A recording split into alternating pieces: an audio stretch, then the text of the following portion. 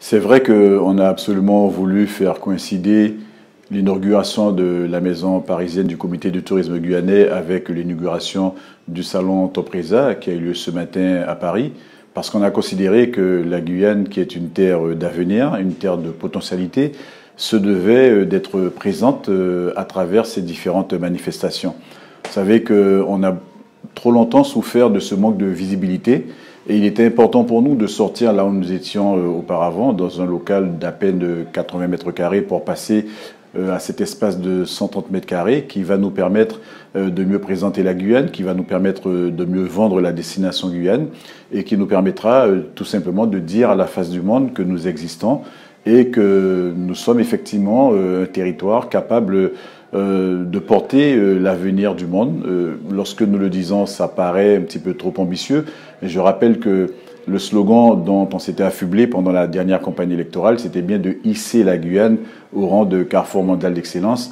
Et je considère que l'inauguration de ce bureau parisien du CTG est le premier élément, le premier maillon, la première marche de cet escalier que nous allons devoir construire durant les 7 ans que va durer cette mandature. Alors souvent, quand on parle de la Guyane, c'est pour évoquer l'Amazonie, c'est pour évoquer cet espace de verdure. On n'a pas beaucoup parlé, par contre, de la vase qui balaye les côtes de la Guyane, parce qu'on n'a pas de mer bleu turquoise, on n'a pas de sable fin, même si on a des plages qui sont des fois très très belles. Mais il a été démontré par le docteur Henry à l'époque que la vase des côtes de la Guyane a les mêmes vertus que celles qu'on utilise dans les centres de thalassothérapie. Donc, je le dis simplement pour vous démontrer que sur des sentiers qui ne sont pas des sentiers communs, il y a de vraies potentialités sur le territoire de la Guyane que nous devons pouvoir mettre en exergue.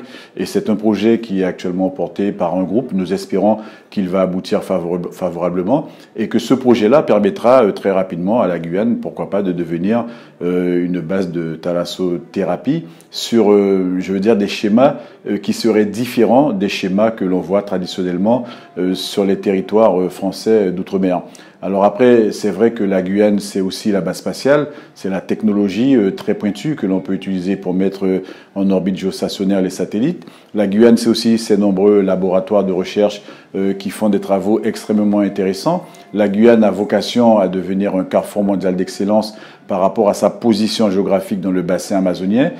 Cela veut dire qu'en clair, nous avons un certain nombre de paramètres qui peuvent être extrêmement positifs et qui, dans le giron français, dans le giron européen, devraient permettre à ce territoire d'être véritablement un territoire d'excellence.